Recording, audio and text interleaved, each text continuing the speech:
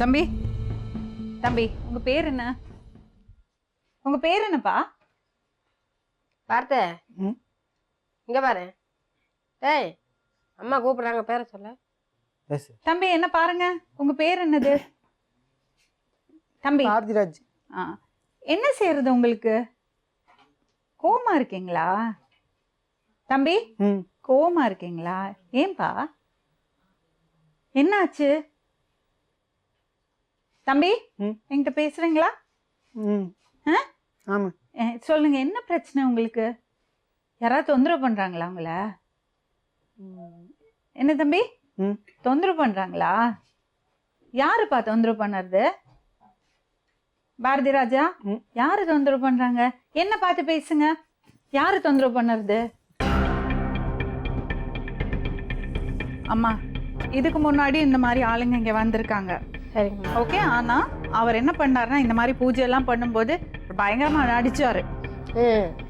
நான் இந்த தம்பிக்கு அப்படி கிடையாது. நிஜமாவே அவருக்கு ஒரு பிரச்சனை இருக்கு.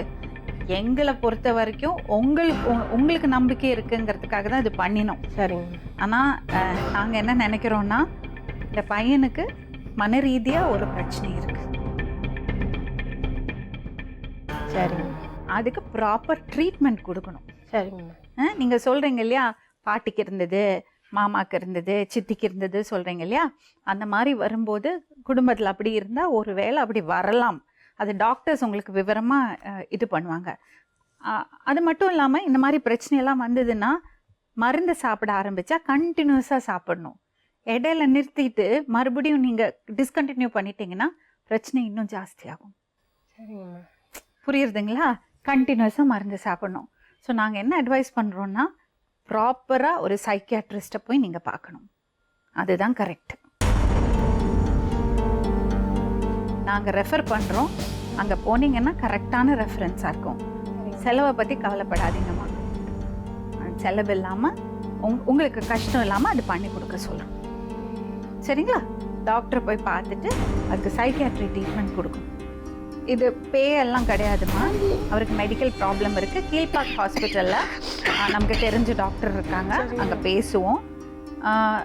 அப்பாயின்மெண்ட் எப்போ கொடுக்குறாங்க பார்க்கலாம். நீங்கள் யாராவது ஒருத்தர் வந்தால் போகிறோம். வரேங்கம்மா. நீங்கள் வந்து தம்பியை கூட்டிகிட்டு போய் ட்ரீட்மெண்ட் எடுத்துக்கங்க. சரிங்க.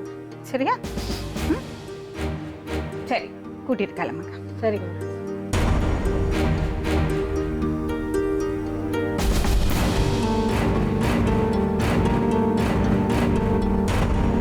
அவங்களையும் குற்றம் சொல்லி பிரயோஜனம் இல்லை. என்னன்னா, எப்படியாவது சரியாகணும்னு எல்லா வழியும் தான் பார்ப்பாங்க. அவருக்கு நிஜமாவே ஒரு ப்ராப்ளம் இருக்குது. மெடிக்கல் ட்ரீட்மெண்ட் தான் இதுக்கு ஒரே ஒரு ஆன்சர். மீண்டும் இன்னொரு உண்மை சம்பவத்துடன் உங்களை சந்திக்கும் வரை நன்றி. நீங்கள் என்னெல்லாம் பண்ணுவீங்க? பராக் போடுவீங்க, அப்புறம் அவ்வளோதான். அப்புறம் தண்ணி. எவ்வளோ அடிப்பீங்க ஒரு நாளைக்கு? ஒரு நாளைக்கு அப்படி இப்படி குறைஞ்சது ஒரு 2 குவார்ட்டரு. அது இல்லாமல் இருக்க முடியாது. கை காலன்னு இப்போவே நடுங்குது. 2 ஏன் அடிக்காம? அடிக்காம ஜெயிலில் இருக்கும்போது எப்படி அடிப்பீங்க? போலீஸ்காரங்கிட்ட காசை கொடுத்தா அவனுங்களே கொண்டு வந்து கொடுக்குறானுங்க. இதெல்லாம் யாருங்க? இதெல்லாம் எங்கேயோ காட்டில் உள்ளவங்க போல தெரியுது. அப்போ நீங்கள்? இந்த எங்கள் மக வேற புள்ளக. உங்கள் பெரிய பையன் எங்க? பெரிய பையன் போயிட்டார். எப்படி? கத்தியால் குத்தி கொண்டுட்டேன். சாதாரணமாக சொல்கிறீங்க. என்னன்னாவா ஏன் அடிக்கணும்? என்ன அடித்தது தப்பு தானே. வீட்டில் இவங்களை எல்லாத்தையும் கஷ்டப்பட்டு திங்க போட்டு வளர்த்து வீட்டுக்கு போகிற நேரத்தில் ஒருத்தர் 2 பேர் இல்லைங்க. நைட்டில் 7-8 மணிக்கு சூழ்ந்துக்கிட்டு இவங்கெல்லாம் ஒருத்தர் இருக்கல. என்ன போட்டுக்கிட்டு அடிதான் அடித்தாங்க. கோவம் வந்துருச்சு. போன போட்ட பெண்ணுக்கு வச்சிருந்தேன், எடுத்தேன், போட்டேன். சும்மா சின்ன இவ்வளவு தான் பட்டிருக்கிறது. இங்கேக்கு சரியாக குறவலைக்கு ஸ்பாட் அவர் விடிய காலையிலே போலீஸ் ஸ்டேஷன் அரெஸ்ட். 14 வருஷம் நல்லா கழிச்சுன்னுக்கிட்டு நல்லா இருந்தேன். உங்கள் மனைவி எங்க? மனைவி நான் ஜெயிலில் இருக்கும்போது செத்துட்டாங்க. எப்படி செத்தாங்க? உங்கள் வீட்டுக்கு தான் கேட்கும். நீங்கள் நல்லா பார்த்தீங்களா உங்கள் மனைவியை? ஓ, எந்த கஷ்டமும் கொடுக்கல. அவங்கள அடிக்கல, பிடிக்கல, திட்டலை. அப்படியா? காலையிலே வேலைக்கு போனேன்னாக்கா வர்றது 9 மணி 10 மணி 11 மணிக்கு நான். ம் இதுக்கெல்லாம் சின்ன குழந்தைக்கோ ம். சாப்பாடு அது இதெல்லாம் கொடுத்துட்டு விடிய காலைல நான் போயிடுவேன் குளிச்சிட்டு. அவங்க சொன்னாங்களே நீங்க எப்படி குடிச்சிட்டு வருவீங்க எப்படி அடிப்பீங்கன்னு. நான் அடிக்க மாட்டாரா மேடம் அடிச்சதில்ல. இவர் எங்க அம்மாவை? அது எங்க அண்ணன் சாது போட்டோ இருக்குது மேடம், வாங்கி பாருங்க.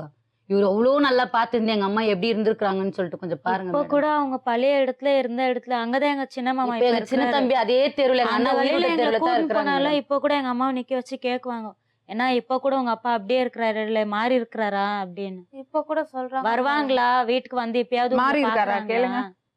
இப்போ அவர் மாறி மாற மாட்டாரு மேடம். மாட்டாங்க. அவர் ஜென்மத்துக்கு அவர் அவர் சாகுற வரைக்கும் அவர் மாறவே மாட்டாரு அவரு. பேர பசங்களும் வேணாம் பசங்களும் வேணாம் மேடம். அவர் வாழ்க்கை அவருக்கு நான் சம்பாதிக்கிறத பசங்கன்றது தான் குடிச்சு madam. அழிக்கணும். அது வேறன்னு வச்சுக்கலாம். நான் இருக்கிறது ஒரே ஒரு பொண்ணு. நான் எத்தனையோ தடவை கேட்டு பார்த்துட்டாங்க, வந்து உங்களுக்கு வேணாலும் நான் தேடி போய் பார்த்துட்டு வருவேன் மேடம் மார்க்கெட்ல. அப்படின்னு. கேளுங்க அவரை. உங்க பேர் என்னங்க? என் பேர் தான் சுப்பிரமணியங்க. உங்களுக்கு என்ன வயசு? அதுதான் சொல்ல முடியாது. உங்க ஒய்ஃபை எப்படி கல்யாணம் பண்ணீங்க? லவ் பண்ணி கல்யாணம் பண்ணீங்களா? இல்லை, ம் எங்கள் மாமா பொண்ணு. ம். சிலோன்லேருந்து வரும்போது உங்களுக்கு என்ன வயசு? 35 40 அது என்னது குடும்பத்தை பார்க்காம அப்படி ஒரு குடி பழக்கம்? மனசுக்கு வேதனை வந்துருச்சுன்னு சொன்னா என்ன வேதனை? ஊரை விட்டு வந்த வேதனையா? இல்லை, ஆ. இவங்கெல்லாம் சேர்ந்துக்கிட்டு அடிக்கிற வேதனை. வா உண்மையே சொல்லுங்கப்பா. நீங்க உண்மைதான் கடவுள் சொல்லுங்க. மேல சத்தியம் பண்ணி சொல்லுங்க, உங்களை எங்க அண்ணன் கை வச்சுச்சுன்னு சொல்லுங்க பார்க்கலாம். வாண்டாப்பா, இன்னும் கஷ்டப்படுவீங்க நீங்க. ஓ, இப்ப பட்டனுங்கிற கஷ்டம் இல்ல. ரொம்ப சந்தோஷம். பாருங்க நீங்க என்னக்கா ரொம்ப சந்தோஷம். உங்களெல்லாம் 10வது கிளாஸ்க்கு யாருன்னா ஒரு 4 பேரை கூப்பிட்டுன்னு வாங்கப்பா போலாம். அந்த தெரு ஜனம் சொல்லிட்டோம், அண்ணா உங்க மேல கை வச்சதுனால தான் நீங்க கொலை பண்ணீங்கன்னு சொல்லிட்டு. நிஜமாப்பா? ம். நீங்க கும்புற கடவுள் மேல சத்தியமா? சத்தியமா. இப்போ கூட இதெல்லாம் எப்படிப்பா சொல்றாங்க. மனசுல இருந்து பேச முடியுது இன்னமும்? இப்போ வயசாயிடுச்சுப்பா, கடைசி காலத்துல யாருன்னா வேணும்னு நீங்க. சாவுற நேரத்துல இருந்தாலும் உள்ள சொல்லிட்டு தான் சாவுவேன். யார் நீங்களா? ஆ, போய் சரி, சொல்றது இல்லை இன்னொருத்த நாட்டம். உண்மையை சொல்லுங்க. இப்போ எப்ப என் சொந்தம் எங்க இருக்குதுன்னு சொல்லுங்களேன் பாக்கலாம் உங்க உண்மையை. எனக்கு எனக்கு உங்களுக்கு வேணாம், எனக்கு வேணும்ப்பா. போய் தேடிக்கிட்டு போங்க. இதுதான் சொந்த மேடம், பந்தம் எப்ப எல்லாத்தையும். கேட்டாலும் இத ஒரு வார்த்தை தான் பேசுவாரு. நீங்க ஏன் இவ்வளவு வெறுப்பா இருக்கீங்க? சிலோன்ல எப்படி எல்லாம் இருந்தீங்க? எப்படி இருந்தது உங்க வாழ்க்கை? எனக்கு மரியாதை நல்லா இருந்துச்சு. ம் போய் கஷ்டப்படுவேன், கஷ்டப்பட்டுட்டு கொண்டு போய் இதுகளுக்கு போட்டு நான் பேச வந்துடுவேன். ம் இருங்கம்மா. எங்கள் அப்பா பேரை சொன்னாக்கா போதும் நடுங்கணும். என் பேரை சொன்னாலும் அப்படித்தான். ம் அவ்வளோ மரியாதை இருந்தது உங்களுக்கு? ம். சரி, திரும்பி வா. டைம் பயப்பட மாட்டேன், நின்று அடிக்குவேன்.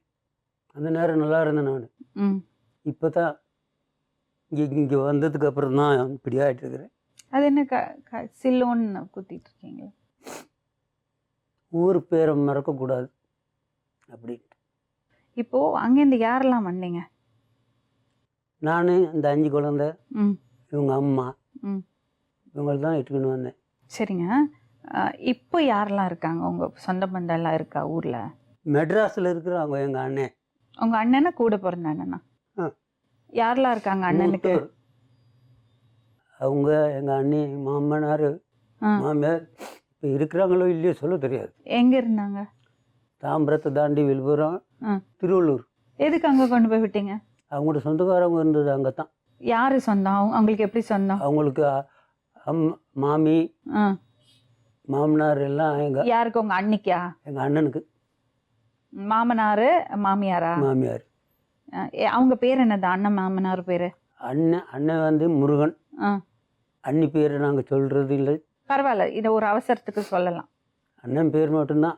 ம் அண்ணி பேர் சொல்லுங்க. அண்ணி பேர் தெரியாது எனக்கு. சரி, மாமனார் பேரு?